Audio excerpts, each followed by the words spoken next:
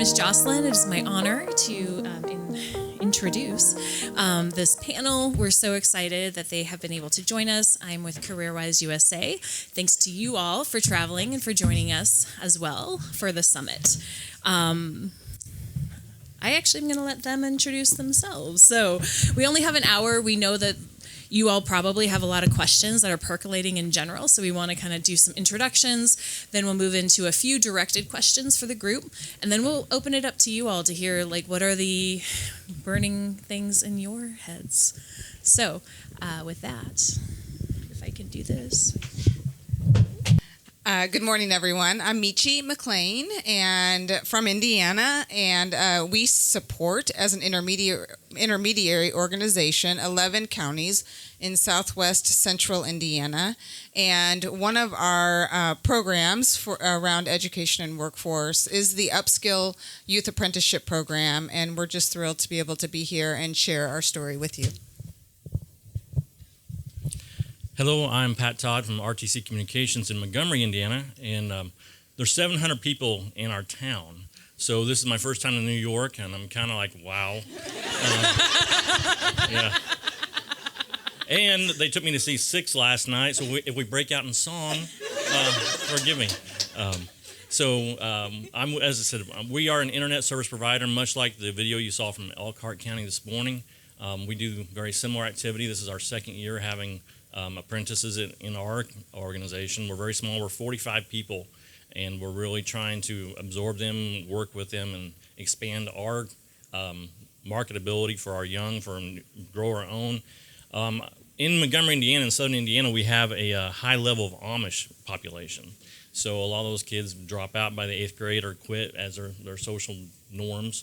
And so we really have to grow our own and grow the technology. And we are outside of the third largest naval installation that the U.S. Navy owns, which you wouldn't think the Navy has an installation in Indiana, but for those of you who are throughout the U.S., it's a very impactful naval base. So thank you for having me. I'm Todd Cook. Northern Indiana, work with a company, Hoosier Crane Service Company. The company was founded in 2002, about 10 employees. Today we're pushing 85, 90 employees. Privately held. Started the youth apprenticeship about 3 years ago with HEA and CareerWise in the connection of. We presently have 9 youth apprentices, which make up roughly 10% of our workforce at the end of the day. We are an overhead material handling equipment industrial space company. So we manufacture, service, and sell. So we have our youth apprentice kind of involved in all facets of the business.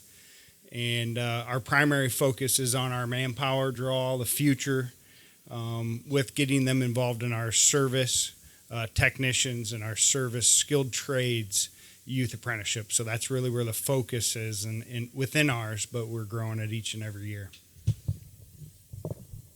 Good morning. My name is Tammy Christie, and I am the Executive Administrative Manager for the Elkhart County, Indiana Office of the Prosecuting Attorney. That's a mouthful. We have close to 95 staff members in our office. We have several different divisions under the roof of the prosecuting attorney. We have a pretrial services where it's an alternative justice program where people have options to do things to get out of court. We have a victim assistance program where we follow the victim through the process of the criminal justice system. We have a child support division under our roof, which is huge. We have about 10,000 cases of child support in Elkhart County. So we have that program as well. And then we have homicide under our roof, which is a countywide homicide collaborative with all of the area departments in our county. And I'm missing one. Oh, well, the trial division, yes. That's our main division. Yes. And we have about 22 deputy prosecuting attorneys in our trial division. And each deputy prosecuting attorney has at least one paralegal in their court, and we are growing rapidly. We have 7 open positions for deputy prosecuting attorney and currently have 3 open paralegal positions. We started our paralegal youth apprenticeship 3 years ago. We started with 1. We did not have anything set up when we started, so it was all brand new. We have a paralegal trainer in our office who really collaborated with myself to get the program rolling in conjunction with Horizon Education Alliance and CareerWise Elkhart. We were very new to the program, had no idea what to do. They were an intricate part of helping getting us going. We developed a training program from the very beginning and threw our trainer into the apprenticeship part of it. And we hire the apprentice. We go through the interview process. We hire them. We treat them like a regular staff member. And depending on their entry skill level as to how repetitive we get with the training, and we really truly are learning as we go. Every student learns at a different pace. They all have different experiences to bring to the table. So it's been a wild ride. Now we graduated our first apprentice from the program this past summer, and so now we currently have 3 on staff. And her goal is to go on to law school and return to our office as a deputy prosecuting attorney. So she has learned the paralegal position and wants to advance her career. We're very proud of that. And that changed, right? Like, that wasn't her plan when she took the position. Right. And also want to mention, we are the very first youth paralegal apprenticeship in the nation.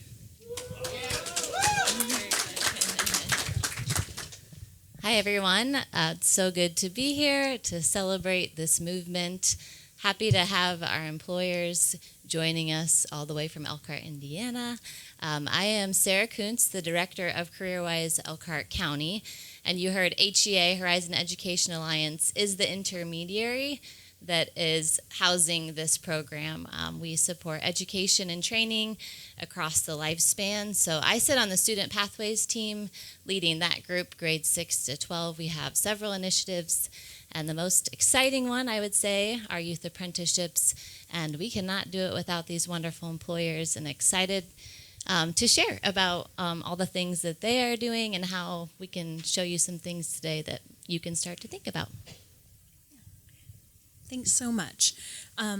So Sarah, I'm going to start with you, and I'm wondering if you can actually start by talking a little bit about what does apprenticeship look like in your community. So I think some people might not be as familiar with the CareerWise model. So if you can talk a little bit just about how many years is it, when does it start for students, kind of the basic components of the program. Yeah, so we are in our schools. So we work with all of Elkhart County, which is 7 different school districts. All of our schools are very different in what they can offer and the different needs that they have and how bought in they are to the apprenticeships. We go in and recruit sophomores, so we're in sophomore year leading into junior year. So our students, we try to get them to start in their junior year. It is, for us in Elkhart County, a 2 to 3 year model. That 2 to 3 was a shift. We originally started with 3, and that was actually a marketing strategy for our students and parents. It was really hard for them to think about my child not going to college, like you're sending them on this pathway.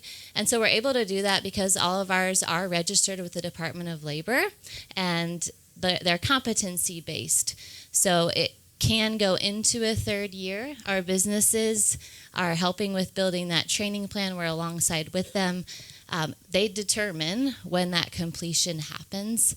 We really spend year 2 trying to convince the students and parents the value of staying in a 3rd year, and work with our businesses on that as well. The model depends on the school and the student, but usually it's about a half a day out of school. When they're at the workplace, they're earning their high school credits. We have those competencies aligned as well as related instruction, which some of them will be able to share what that looks like for them, where they're providing some of that sit-down class time learning.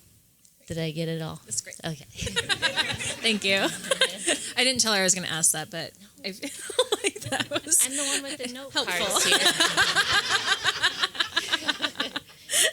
So, I think it's a helpful frame, though. I think there were a lot of questions in our last one just kind of talking about the program, and I just want to make sure that there was a common understanding there. So if we want to go back to Michi. So as a regional nonprofit, you're also affiliated with your community foundation. And can you tell us why both groups are really seeing youth apprenticeship to advance economic and community prosperity in the counties that you serve? Sure. Ultimately, our mission is just that, regional prosperity. And so with ROI, that's our organization, Regional Opportunity Initiatives. We shorten that to ROI. And we work with 11 counties, and they're rural. So we are spread out. So 11 counties equates to 27 school districts. Our youth apprenticeship program is not in all 27 school districts yet. But what was really key is really understanding, right, or bringing the stakeholders to the table in our early work to understand, right, paint that picture that all of you are part of economic development, and especially K-12. You are actually drivers in economic development, and K-12 doesn't often see themselves in the space of economic development, and they need to, right? So with just incredible support from New America, PAYA, Ascend Indiana, we were able to really accelerate this idea of youth apprenticeship and the bridge of K-12 to our employer partners. And what was really important, with rural America, rural Indiana, for sure, what we know is that collaboration and relationships, that is the DNA of rural. And what we found in the success is really where those relationships lie in order to get to that sweet spot, right, of readiness and willingness to come alongside with us. It's exactly what Pat did. And, Pat, we don't have all the answers yet. We don't know everything that we need to know, but we will. And would you be willing to come alongside with us and grow this with us? And that really is speaking to rural. So our organization focuses on talent and place. So what Pat knows about Montgomery, Indiana, 700, I said, Pat, is that right? 700 people? Yep, that's right. And, he said recently, IT talent doesn't grow on vines in Montgomery, Indiana. And so what that means, right, is we are embedded in our community, in our small community. We have to be part of this solution.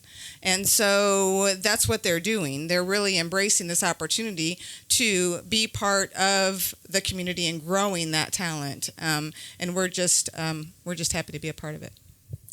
Thank you so much. So Pat, you spoke a bit about the Amish community. And we know that all rural communities are really unique, right? And so they all have unique attributes in general. And so can you talk a little bit about were there any specific considerations that you adapted the program? We heard a little bit about generally what the program looks like, but what does it look like to really adapt it locally into such a definite to a fine degree? It's interesting because so in the area that I'm from, particularly in the fall, we have deer hunting season. For those of you who are coming from states that are big hunting states, so we have schools that no guns permitted, no guns on the property. But yet you can walk to the parking lots and you will see the shotguns in the back seats, the bows and the arrows ready to go. So there's a different culture that we have to permit and allow. So we allow our students to, if they're going to be a little bit late, remembering that they are students, they're very young, they come from different cultures. Some of them, last year we awarded a scholarship just from in our IT kind of broadband world to a young lady who her parents were old order Amish, so they both quit school at the 8th grade. They grew up without electricity. They drove a horse and buggy. These horns every day that you guys hear, this is driving me crazy. It's nobody blows a horn in Montgomery because there's like 2 cars and a horse and buggy goes by, and you go around the horse and buggy.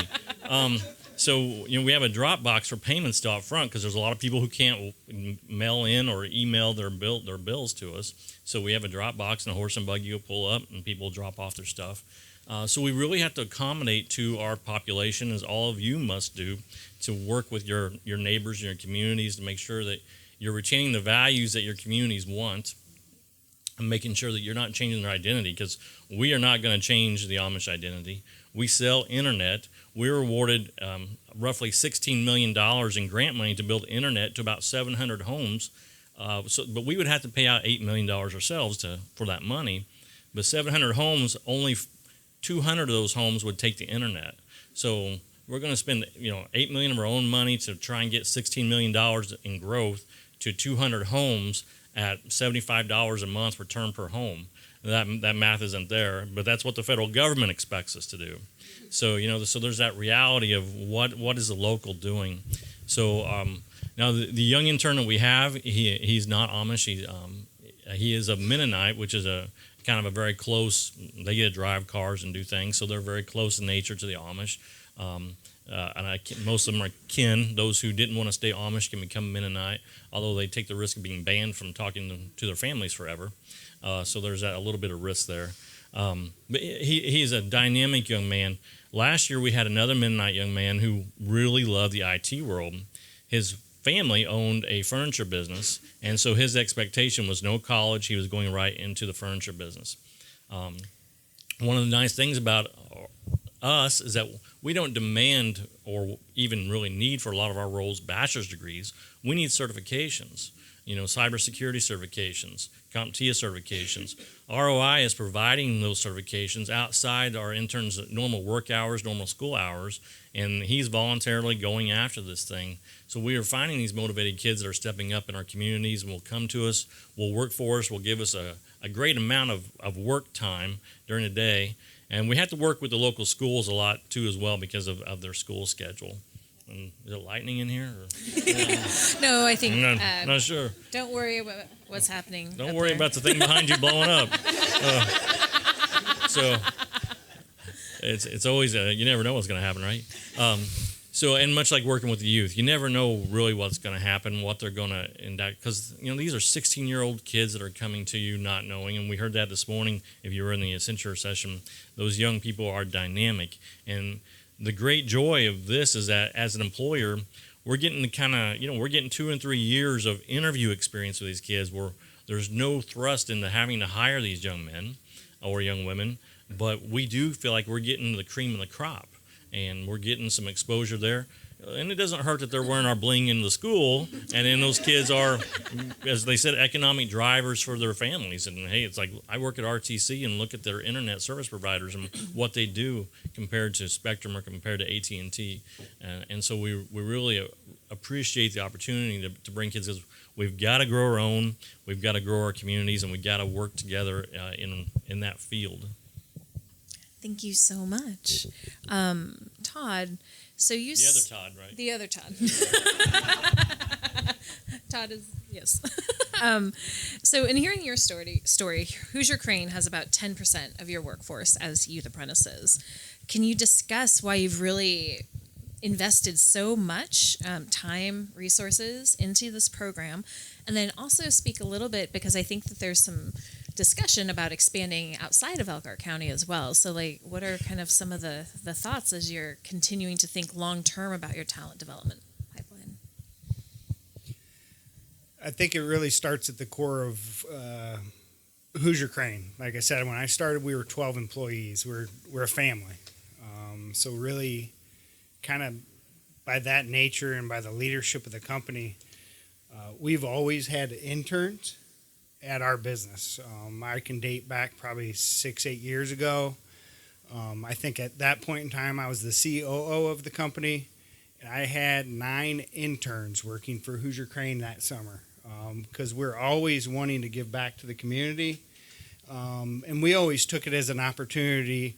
You heard it in there. I think the one apprentice is actually changing his career path as a result of learning how a business works and what it involves. So I've got that I get to work with our director of operations and engineering, wanted to be a dentist. She was working for us as an intern, 8 years ago, and now she's a structural engineer graduate from Vanderbilt that came back to Hoosier Crane and is director of one of our operation departments. So we didn't have an apprenticeship then. We had interns. So it's something that Hoosier Crane at the core is always committed to is giving youth an opportunity to experience what business is. I didn't get that. I graduated high school and didn't know what business was. Had no clue. So really taking that core kind of functionality of our business, and we ran across our local affiliate, HEA, I think it was roughly 5 years ago, started the conversation. What's this look like? How's that shape out? And I think, we were really excited about it. But I think as mentioned earlier, as mentioned in the other room, what does it look like? Nobody knew. That path has not been, here's the playbook, everybody follow it, and it's perfect to execute. So we've had to take our internship and morph it into an apprenticeship. The passion's there though, right? So that started at the core of the business, so I think, why we were already doing it. We really were. We were giving back to the community already. We were hoping to lead some of the youth already, some of those core values that I think HEA brings to us for that connection. Now, the real advantage for us was HEA brought us a connection with the schools that we didn't have. Before it was just word of mouth, go be an intern at Hoosier Crane. And most of it was family members within the business, within the organization. HEA brought us to the table with the local schools. That was the first time we set up an apprenticeship, and we interviewed 30 potential apprentices for a single apprentice job. That was insane. Think about it. We can't get 30 interviewees for an open position. So, we had this room of talent, and it really is talent in front of us that we got to choose a singular apprentice from. And that was just really exciting to us. And we quickly turned our interns into apprentice, basically, as a result of. We're in a unique situation at Hoosier Crane because our apprentices are really, the bandwidth isn't there, right? We get them for 3 hours a day. We're trying to teach them to be field service technicians. So they have to, our field service technicians show up to work, they drive an hour to a job site, they work for 8 hours, then they come home. We'll do that in 3 hours. So they're showing up to the job site, they're saying hi, and then they leave the job site. So it's really not possible for us to train them. So that was really our hurdle. How do we teach them what their job is?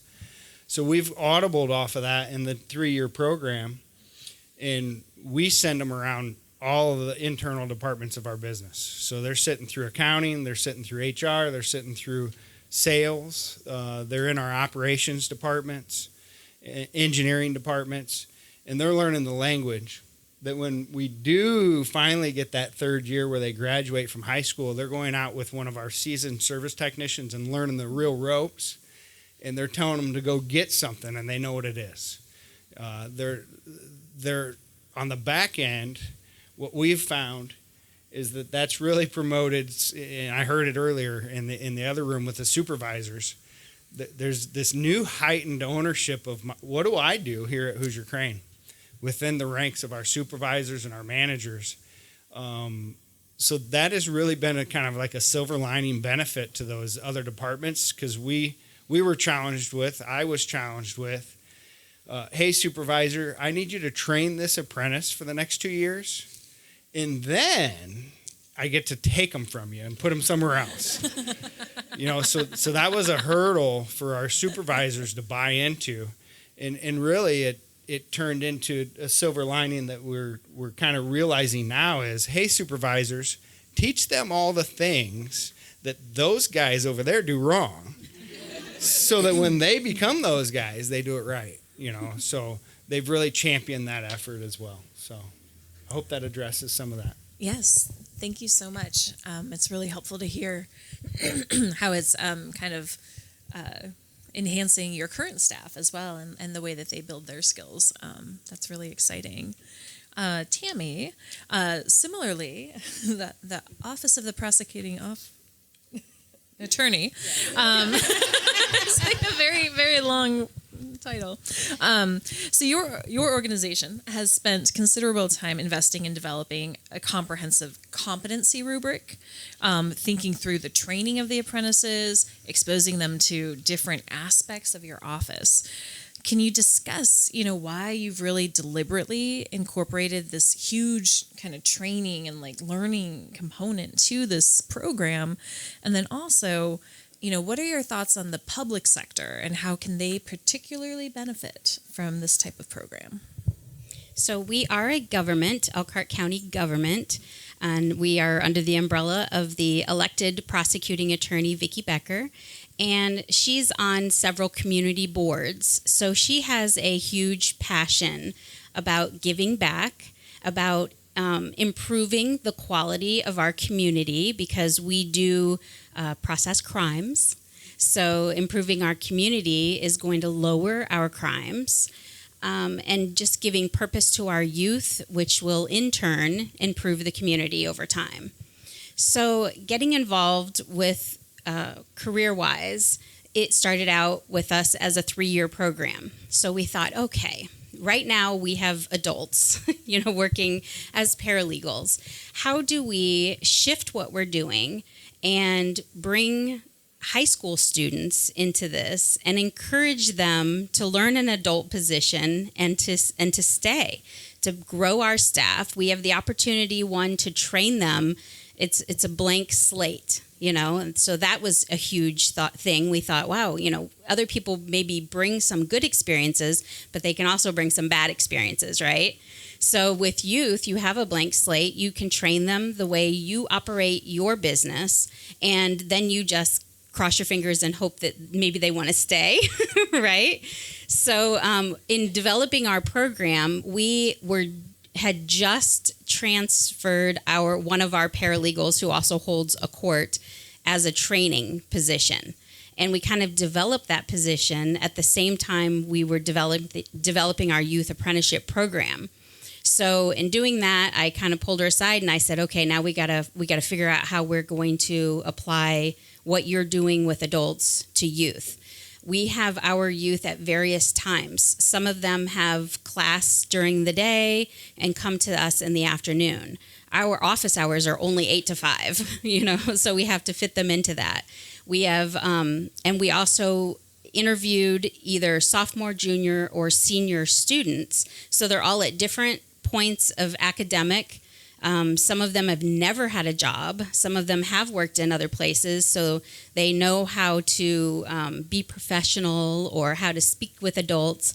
Other students actually don't. So you're kind of looking at that too. So we keep that in mind when we do our interviewing process, and we have to be the ones with the open minds, more so. You kind of have to think outside the box and think, I'm not hiring somebody who professionally might fit into this program. I want to hire somebody who might have the interest and wants to see what it's all about, because sometimes you get the interest of a student that far outweighs even the experience of an adult coming in, because they're fresh minds, they're excited about what they're learning, and they want to jump right in and they want to be a part and they want to, experience everything that they can experience. And nowadays, when I went to high school, future education and future employment, nobody ever asked me, what do you want to do after high school? You know what I mean? And now we do have such a strong focus on careers in our high schools that these kids are already thinking that way. So the greatest thing during the interview process is how interested they actually are to take on these positions. It amazes me. I've been with the prosecuting office for 10 years now, And over the past 10 years, we have had high school interns, college interns, and law school interns. Sometimes they're there to earn money over their holiday breaks just as a job. Sometimes they're there to earn class credits. But what I have found with the high school apprentices, not only are they earning and it's a job for them, but they do bring that excitement into the office, whereas in the past it was like, oh, we have to be here, And these kids want to be there. And that just makes all the difference in the world with our program. So we thought, okay, they're all learning at different paces. We only have some of them for 2 hours a day, some of them for 5 hours a day, depending on their grade level, their academics, their extracurricular. We have some that are, involved in student council. And so they have to take off and go. So you have to also be flexible for these kids. You have to provide the avenues and the areas in your office that they can fit into, but you also have the flexibility for them to thrive also in their academics.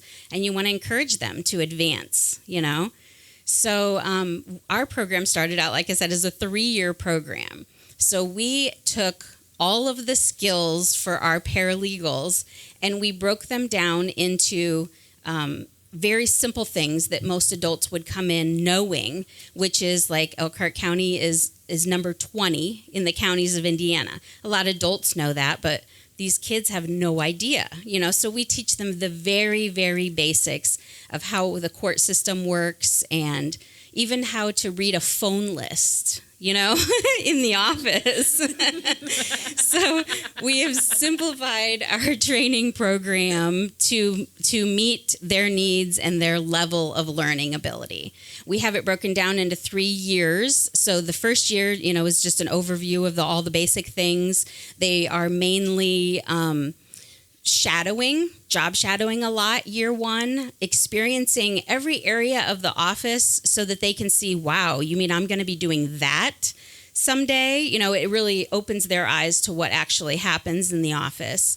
Year 2 is much more hands-on. We are giving them more projects that they're doing independently with very little supervision.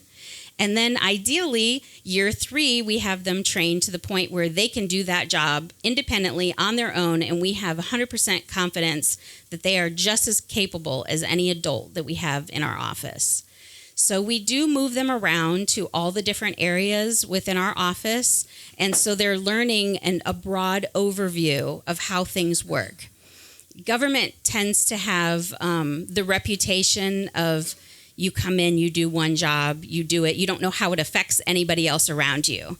Well, our elected prosecutor is a firm believer that everybody needs to know how their job affects everybody else.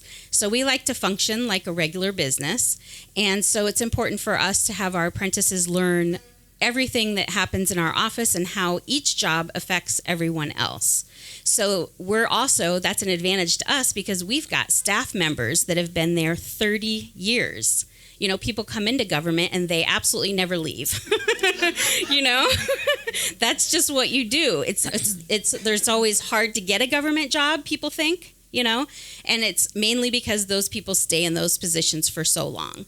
So our opportunities with these youth, as we have people that have been on staff for so many years, if they retire and move on, our apprentices will be able to fill their position either temporarily or as a full-time position. So we have a huge advantage to our cross-training technique.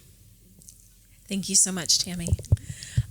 Sarah, as an intermediary, you play a unique role in providing support to apprentices, K-12, employers, identifying credentials. Can you provide one highlight from working at this intersection of stakeholders and one challenge? Yeah, I've been processing the highlights and the challenges. In the other room, it was framed as challenges or changes. And I could go on a long time with things. And I was thinking, the highlights far outweigh the challenges. And every challenge is absolutely worth it. The transformation, especially for our youth, right? But then it's definitely a larger impact beyond our youth. I'll start with kind of the challenge of being an intermediary, you can see just from here that our employers are very different in their size and what they offer and occupations they offer, and the pathways that can go. And then we've got our 7 schools who are all very different, where some can offer all kinds of dual credit opportunities with CTE courses, and others have very few. And they're getting those students from those different high schools. And then we have our apprentices who are all different as well in their pathways and their needs that were shared. And so I would say a challenge is the catering and trying to figure out how we build processes that fit everybody, and we can't do that. There's no one size fits all. And so what can we build that outlines a process that can be applied for all the students that we can follow? So we are in a much better place with that and continue to get better through those changes. And you can see we've got champions right here who can feed into that work, which is so helpful and amazing that we are not doing this alone, and they are a huge part of that. And then a highlight, since I'm just supposed to do one. Yeah. You can do a few. I'll just say a couple. And the first thing I think of as being a former educator is watching the growth of everybody. So we often think about the apprentice and just in awe, and we saw some apprentices over with Accenture, and it's incredible to see them, but I don't know if our businesses even realize what we see in their growth as well. And so as I think about small companies and how do we choose to do this? This capacity-wise, Todd's heard it. I don't have time for this, right? But we can see that it's actually impacting the entire company. They're creating cultures of belonging. They're thinking intentionally about who should supervise and why. They're building leadership with just a few apprentices. They didn't have that growth opportunity for their employees. So I think that's a huge highlight everywhere we go. It's not just the apprentices that are seeing that growth, but we're just seeing it across the board. It doesn't mean it's not painful and that we apologize and we reflect, but that continuous improvement, I would say, is a highlight. And then the big highlight is that we're here in New York. Woo!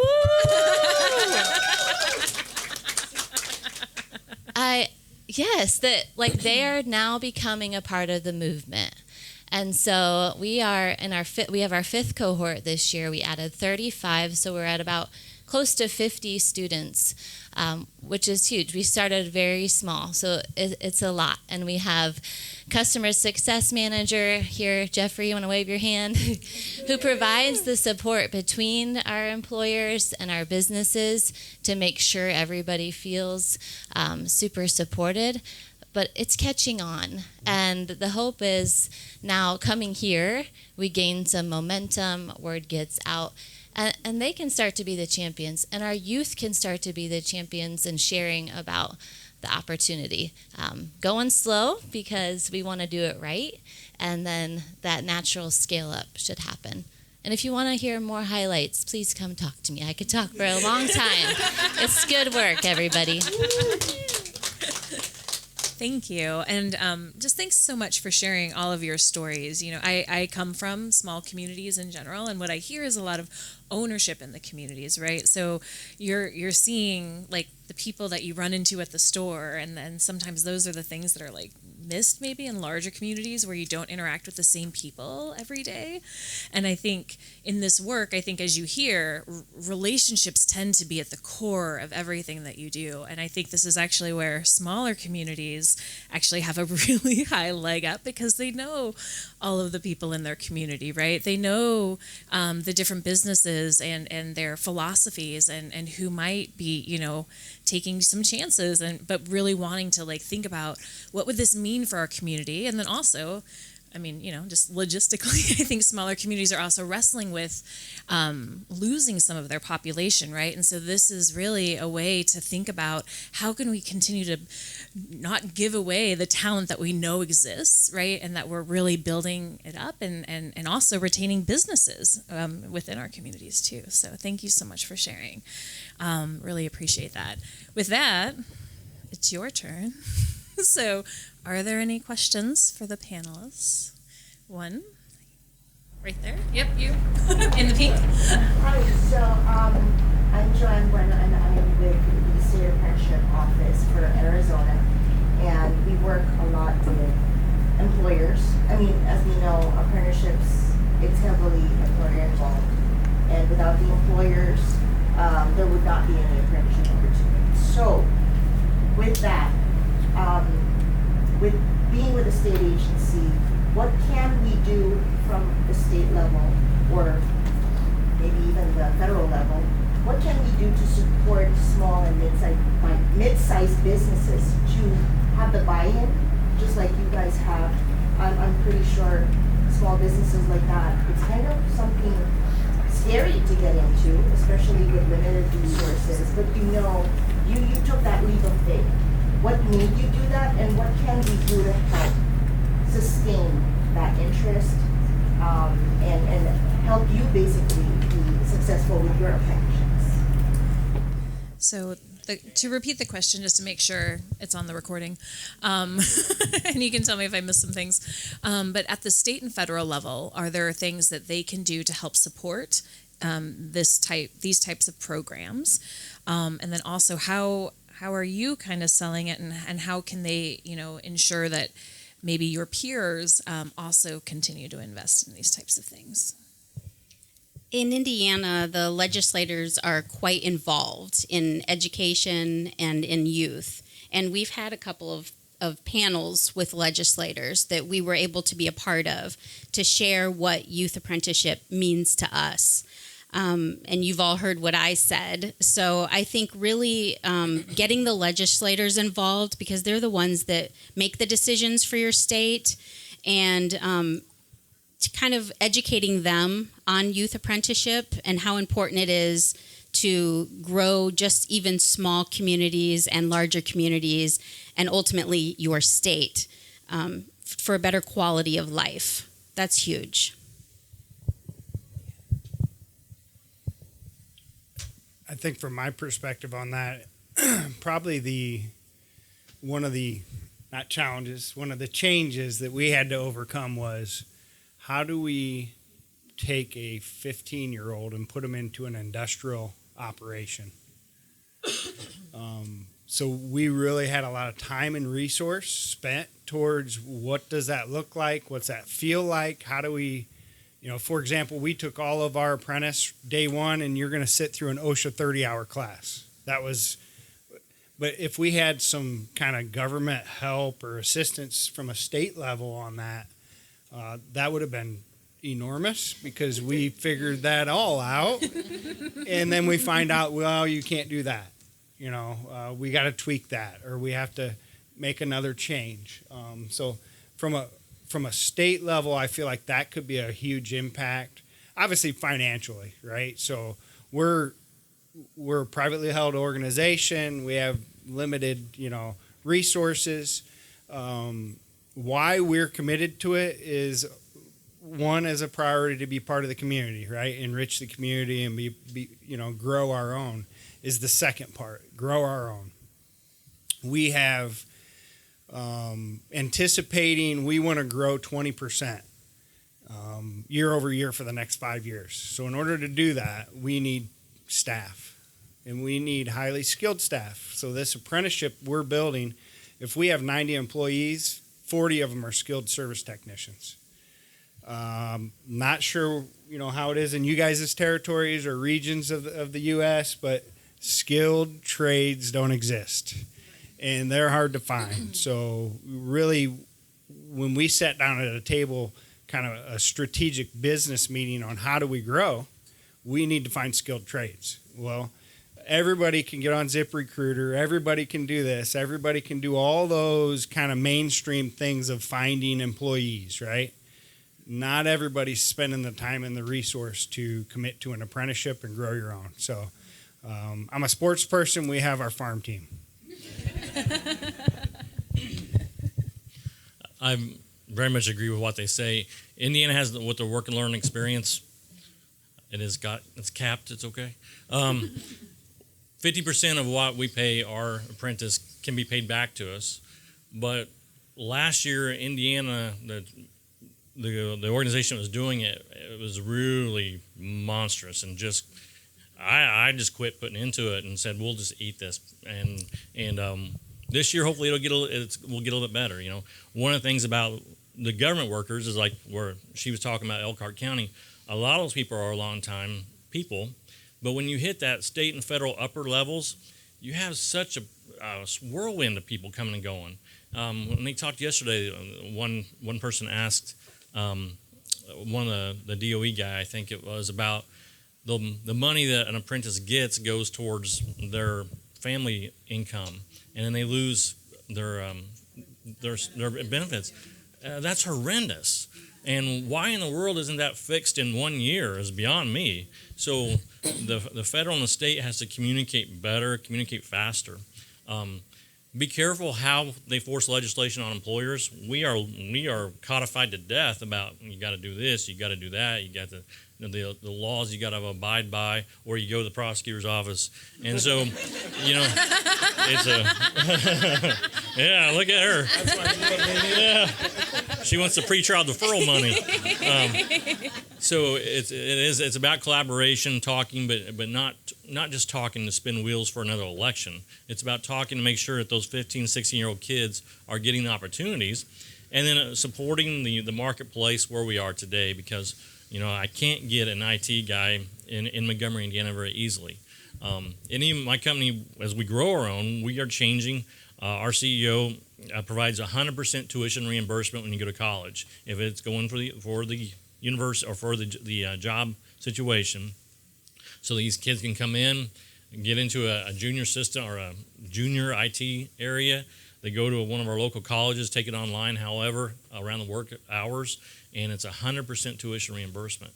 So as employers, we're trying to do everything we can to grow ourselves, and we just hope that the state and the federal governments recognize and talk to us, because without ROI and the intermediaries, it just would not happen. So the major support has got to be for those who, and I don't know why you guys are ex-educators sometimes, maybe you retired out, maybe jumped out.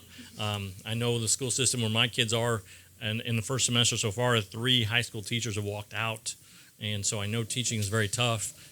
Having kids of my own, I've stayed out of jail, but I can't teach. You know, I'm not an educator. So it's it's very important that we talk and collaborate. I will say that it's worth understanding the approach that the state of Indiana has taken, because from our perspective as an intermediary, they truly are listening now. So we're policymakers, right, and practitioners. So the approach has been, let's look at this from the lens of both system and practitioner. And what is it going to take? So when we hear from the practitioner what these barriers are, right, what do we need to, it doesn't happen always quickly, right? We know how that works, but that system in parallel, that is working together, it has really moved the state forward in this work. We're talking DWD, DOE, the governor's workforce cabinet, the governor's team, the intermediaries that are taking really this lead to facilitate these conversations and hopefully reduce some of those barriers. Thank you. And I do want to highlight that, to that point, Indiana is also participating with the National Governors Association as one of the policy academies. And for those of you that are operating at the state or the federal level, PIA, in conjunction with the National Governors Association, did create a youth apprenticeship playbook for legislation to specifically call out and think about working with your legislators to really think through for your state. And so that might be just something to also check out as a resource, and we can get you more information on that if that's of interest. Do we have any other questions? Ooh. You were first. So when you think about the skilled trades and working with apprentices, the insurance coverage that comes as a protection to the employer, how did y'all manage that?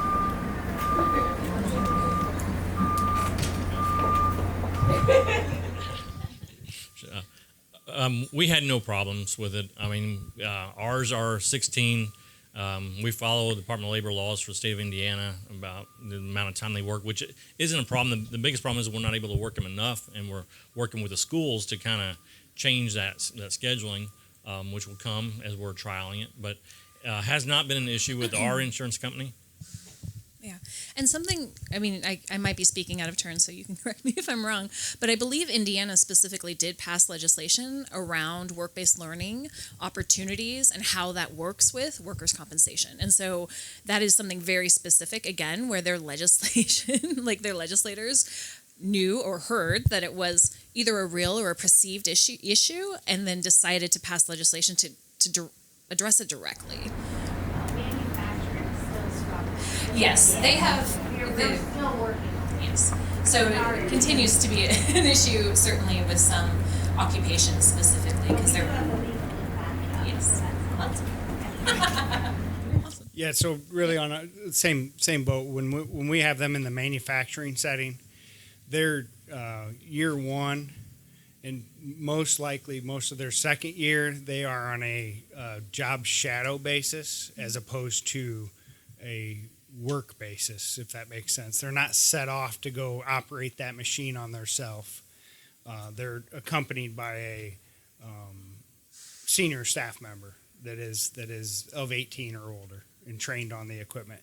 And then, so what we've done is we've developed some kind of rubric around, okay, how many times have you operated that machine? That way when they turn 18, they're able to turn the switch on and start operating that equipment and things of that nature. So we've taken that focused approach about it when they're with our operations team. And that's one of those audibles of like, okay, they can't operate the crane. Well, the supervisor told them how to do it, so now go do it, right? Well, no, because of the under 18, we have to make some adjustments. So in the office is where that transition is much easier, obviously. Sorry. What are you going to say?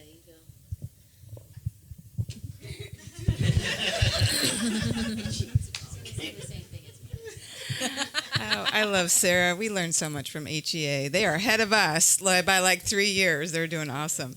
I just want to say that came up for sure, right? We have an industry sector specialist, Kim, on staff, and her, when this started coming up in our early years when we were just getting started, she really embraced that challenge, right?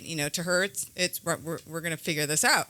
So she sits down with employers in those situations and really step by step just goes through the DOL, whether it's 16, under 18, and it's very specific what can and cannot happen. And so sometimes you just need to realize it's about debunking misunderstandings, right? Debunking those myths or what is assumed, but just by sitting down and really seeing in a list from the DOL what's allowed and what's not and at what age has really been helpful.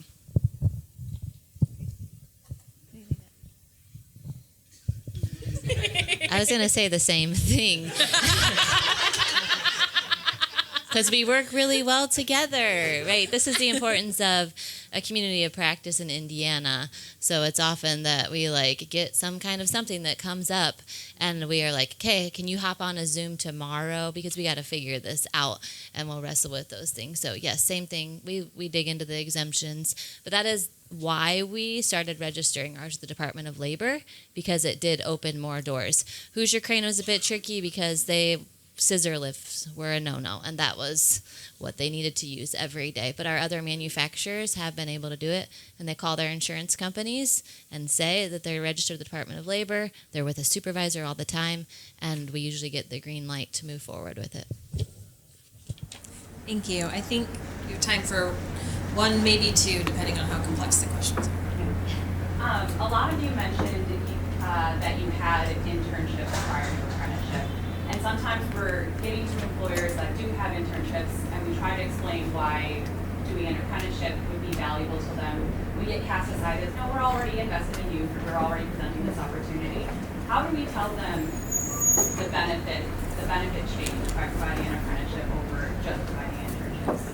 So the question for the back is essentially, how do you upsell from internship to apprenticeship, and what would be the benefit, and how would you pitch that? I think people look at youth as not being a benefit to them. Maybe they're looking at it as giving back to the community, but they're maybe not gaining from it. As also, we had interns, high school and college interns, and those kids really didn't want to be there. And I think the employer recognizes that, so they think, oh, geez, they might have college interns, and they think, oh, I can't get my college interns to apply themselves to this job. How the heck am I going to get a 15-year-old, to do that, to really apply themselves? And really, this program is being offered to the students in the schools as an opportunity. We're not dragging them in and saying, we want you to be a part of this program. They're signing up for it. So I think presenting the companies, businesses with the idea that these kids want to be a part of your business, and you're gaining an employee, essentially, that you can train the way you want them to be trained. And it really helps you to overcome any obstacles that you might be encountering with your adult employees. So I think really focusing on the fact that the apprentices are signing up and they are passionate about being an apprentice. It's just not holding a space in your office. I'm honestly, for us, it was how do we grow, right? We were already doing all those things.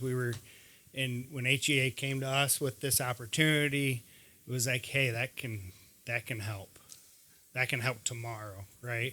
We're getting apprentice every year. The school, we would typically get the interns every year. Hey, we have this student, this great student. But they're going to be a dentist, or they're going to be a this, or we don't have openings for dentistry.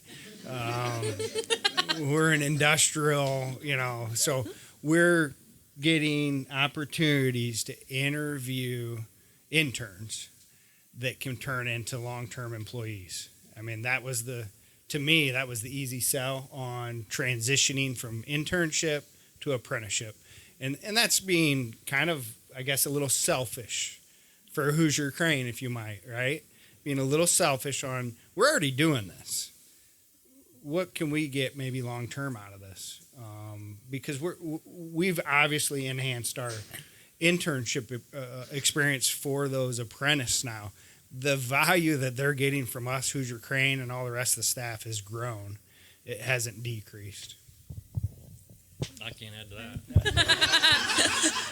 Well, it's now time for lunch. But you've seen their faces, so you can also find them and talk to them. Something else I would encourage you to maybe talk about to Sarah is about her work with her school districts and really talking to them not only as talent pools, but as employers. In small communities, often school districts are the largest employers. And so they have been doing a lot of work that's really intentional. And they have, I think one of their school district partners is taking like 16 slots. And so again, like we're starting to really see a lot of momentum in these communities. And so I'd love to do an applause for them. Thank you.